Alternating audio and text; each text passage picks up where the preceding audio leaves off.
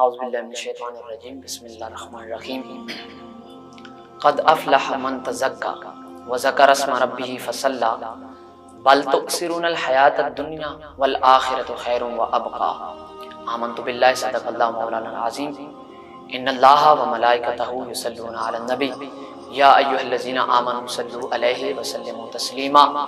اللہم صلی علی سیدنا وعلی آل سیدنا ومولانا محمد مبارک وسلم۔ حضرات گرامی، آج مجھے یہ موقع ملا، شرف حاصل ہوا کہ نیوز ورلڈ مہمان رمضان کے حوالے سے میں آیا ہوں، اور ماشاءاللہ خرم بھائی اور حضرت علامہ وقار احمد ہزاروی صاحب، حضرت علامہ اویس ہزاروی صاحب، آپ کے ہر دو احباب کے ریفرنس سے ہمیں یہ پلیٹ فارم مہیا کیا گیا، تو اللہ تبارک و تعالیٰ ان کی اس کاوش کو اپنی بارگاہ میں قبول فرمائے۔ تو بہت سارے احباب رمضان کے حوالے سے اپنی گفتگو پیش کرتے رہے ہیں، تو چلیں میں بندہ ناچیز کو موقع ملا ہے تو میں ایک موضوع جو میرے ذہن میں ہے، آخری حشرہ مبارک جو ہے وہ شروع ہونے والا ہے، تو میں سمجھتا ہوں کہ اس ماہ مقدس کے اندر جتنا کوئی عبادات کے اندر مشغول رہے، جتنا زیادہ عبادتیں کی جائیں، تو اللہ رب العزت کی بارگاہ میں بہت زیادہ جو ہے انعام ہے اور اکرام ہے۔ خالق کائنات کے پیارے محبوب کا فرمان ہے کہ من صام رمضان ایمانا واحتسابا غفر له ما تقدم من ذنبه، تو اللہ کے پیارے محبوب نے فرمایا کہ جو رمضان کے روزے رکھے،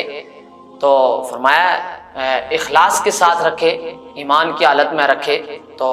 اللہ تبارک و تعالیٰ اس کے سارے گناہوں کو معاف فرما دیتا ہے۔ تو جہاں پر روزہ فرض ہے تو فرمایا قد افلح من تزکا وذکر اسم ربہ فصلی، اللہ کا قرآن فرماتا ہے کہ تحقیق افلح من تزکا، سب سے زیادہ وہ بندہ فلاح پا جاتا ہے جس نے اپنا تزکیہ نفس کر لیا، یعنی ظاہر کو تو اس نے عبادات میں مشغول کیا، اندر کو بھی مشغول کر لیا، اللہ کی بارگاہ میں تسبیحات پڑھتا رہا، ذکر اذکار کرتا رہا، ورد و وظائف کرتا رہا، اللہ کے ذکر میں اکثر مشغول رہا۔ تو ویسے اللہ کا قرآن یہ بھی آیت ہے قرآن کریم کی، فرمایا کہ الا بذکر اللہ تطمئن القلوب، کہ دلوں کو اللہ کا ذکر جو ہے وہ اطمینان کی طرف لے کر جاتا ہے، دلوں کو پاک کر دیتا ہے رب کا ذکر۔ تو یعنی تزکیہ نفس جو ہے بہت زیادہ ذکر اذکار کی وجہ سے، بہت زیادہ جو ہے تسبیحات کی وجہ سے انسان کو تزکیہ نفس ملتا ہے۔ اور فرمایا کہ قد افلح من تزکا وذکر اسم ربہ فصلی، اپنے رب کا نام یاد کرو، رب کا ذکر کرو اور نماز پڑھو۔ تو نوجوان نسل کے لیے مجھے علامہ اویس ہزاروی صاحب ایک موضوع بھی دے رہے تھے کہ نوجوان شخص کو کس طرح زندگی بسر کرنی چاہیے۔ تو ہر بندے کو جو ہے وہ اپنی زندگی کو ایک جو ہے نیک اعمال کی طرف لے کے آنا چاہیے، لیکن ماہ رمضان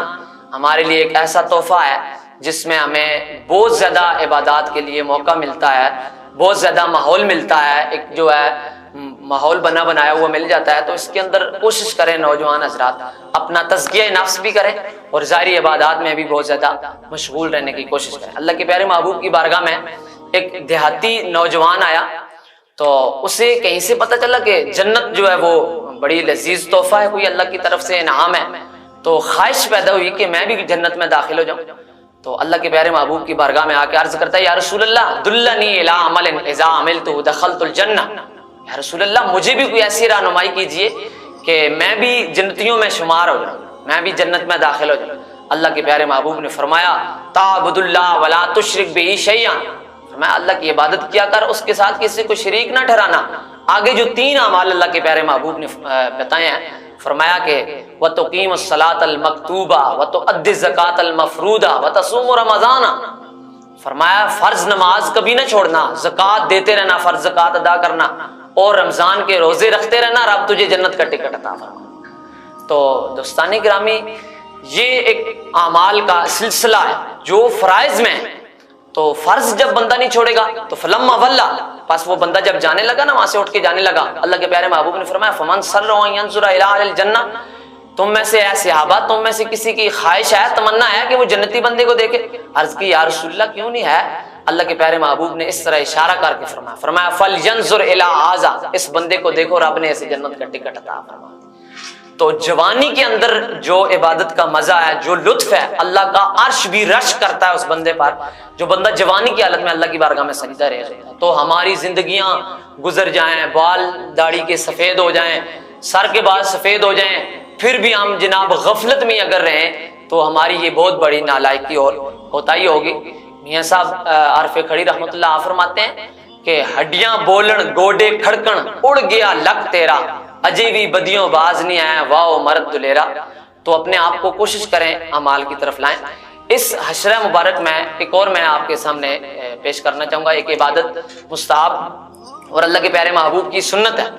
کہ جس کو ہم صلاۃ التسبیح کے نام سے جانتے ہیں۔ تو مختصر وقت کے اندر میں آپ کے سامنے اس کی کوئی تھوڑی جو ہے فضائل پیش کرتا ہوں۔ حضرت عبداللہ ابن عباس رضی اللہ تعالیٰ عنہ فرماتے ہیں کہ صلاۃ التسبیح یہ نماز جو ہے یہ اللہ کے پیارے محبوب نے اپنے چچا یعنی حضرت عبداللہ ابن عباس فرماتے ہیں کہ میرے والد صاحب حضرت عباس کو جو ہے یہ نماز اللہ کے پیارے محبوب نے سکھائی اور فرمایا کہ اے میرے چچا یہ نماز پڑھا کرو،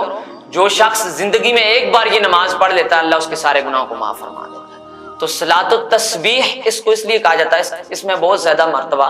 تسبیحات پڑھی جاتی ہے۔ 4 رکعت نماز نفل ہے، تو یہ 4 نوافل جو ہیں ان میں ان کو پڑھتے وقت اس کے اندر جو ہے بہت زیادہ مرتبہ یعنی ایک رکعت کے اندر 75 یعنی 75 مرتبہ تسبیحیں پڑھی جاتی ہیں۔ تو تسبیح کون سی ہے؟ سبحان اللہ والحمد للہ ولا الہ الا اللہ واللہ اکبر۔ تو یہ تسبیح ایک رکعت میں آپ نے 75 مرتبہ پڑھنی ہے۔ کس طرح پڑھنی ہے میں آگے چل کے بتاتا ہوں۔ تو کچھ باتیں اس حوالے سے کہ اللہ کے پیارے محبوب نے فرمایا کہ زندگی میں روزانہ اس نماز کو پڑھو، صلاۃ التسبیح کو روزانہ پڑھو۔ اگر روزانہ نہیں پڑھ سکتے ہفتے میں ایک مرتبہ ضرور پڑھو۔ ہفتے میں اگر ایک مرتبہ آپ نہیں پڑھ سکتے کسی مصروفیت کے وجہ سے یا دیگر معاملات کی وجہ سے تو مہینے میں ایک مرتبہ ضرور پڑھ لیں۔ اگر مہینے میں بھی ایک مرتبہ نہیں پڑھ سکا سال میں ایک مرتبہ پڑھ لیں۔ اگر کوئی بندہ پورا سال بھی نہیں پڑھ سکا اللہ کے محبوب نے فرمایا زندگی میں ایک مرتبہ پڑھ لے، کائنات کا رب سارے گناہوں کو معاف فرمائے۔ بلکہ حضور صلی اللہ علیہ وسلم نے اپنے چچا حضرت عباس سے فرمایا کہ چچا جان اس نماز کو پڑھ لیں، آپ کے دانستہ غیر دانستہ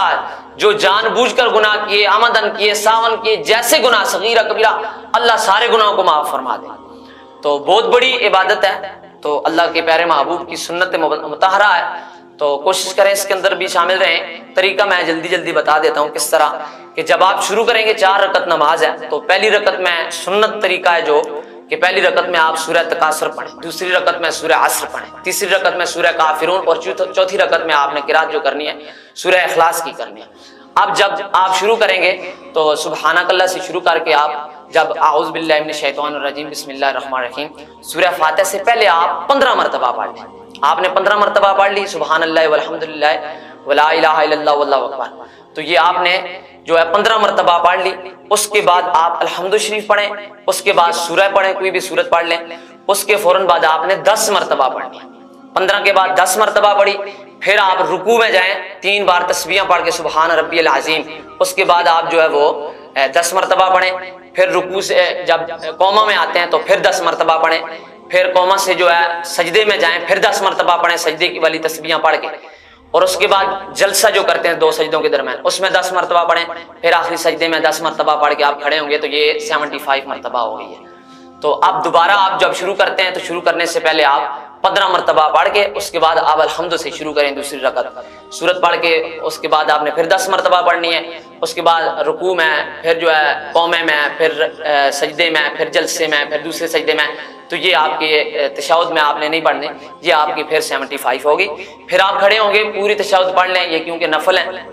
تو نوافل میں جو ہے التحیات جو ہے یہ پوری پڑھ لیں رب العالمین تک پڑھ لیں۔ اس کے بعد آپ کھڑے ہو جائیں، سلام پھیرنے سے پہلے آپ کھڑے ہو جائیں، کھڑے ہو کر آپ سبحانک اللہم و بحمدک، کیونکہ تیسری رکعت نوافل کی ہے تو وہاں سے آپ شروع کریں، اور اس کے ثنا کے بعد آپ جو ہے تحفظ پڑھیں، اس کے بعد تسمیہ پڑھیں، اس کے فوراً بعد آپ 15 مرتبہ پڑھیں، پھر آپ سورہ فاتحہ پھر سورت کو ملائیں اور پھر 10 مرتبہ پڑھیں، پھر جو ہے رکوع میں 10 مرتبہ، قومے میں 10 مرتبہ، ایک سجدے میں 10 مرتبہ، دوسرے سجدے میں جلسے میں 10 مرتبہ اور دوسرے سجدے میں 10 مرتبہ پڑھیں گے تو 75۔ اسی طرح چوتھی رکعت میں بھی آپ کر کے تو یہ تقریباً 300 مرتبہ آپ جو ہے تسبیحات پڑھیں۔ اس لیے اس کو صلاۃ التسبیح کہا جاتا ہے۔ اللہ تبارک و تعالیٰ اس عبادت کے اندر بھی ہم کو شامل ہو کر اپنے گناہوں سے معافی مانگنے کی توفیق عطا فرمائے۔ جتنے نوجوان حضرات ہیں میری ان سے التماس ہے کوشش کریں ان عبادات میں شامل حال رہیں۔ زندگی کا کوئی بھروسہ نہیں ہے، آج ہے تو کل نہیں ہے۔ اللہ تبارک و تعالیٰ ہم سب کو ایسی عبادات کے اندر شامل رہنے کی توفیق عطا فرمائے، اور خالق کائنات بالخصوص جو نیوز ورلڈ کا پلیٹ فارم ہمیں مہیا کیا گیا ہے، خرم بھائی دیگر آپ کی جو ٹیم ہے، ان کے لیے خصوصی دعا ہے خالق کائنات ان کے علم و عمل میں مزید برکتیں عطا فرمائے، اس شوق کے اندر ذوق کے اندر اللہ تبارک و تعالیٰ ان کو مزید برکتیں عطا فرمائے۔ علامہ صاحب جنہوں نے مجھے حکم کیا، حضرت علامہ اویس ہزاروی صاحب، خالق کائنات ان کے علم و عمل میں بھی برکتیں عطا فرمائے۔ میں آج ان کی وساطت سے، ان کے ریفرنس سے نیوز ورلڈ کے پلیٹ فارم پر یہ بیان ریکارڈ کروانے آیا ہوں۔ اللہ تبارک و تعالیٰ جو کچھ ہم نے سنا اور جو کچھ میں نے بیان کیا اس پر عمل کی توفیق عطا فرمائے۔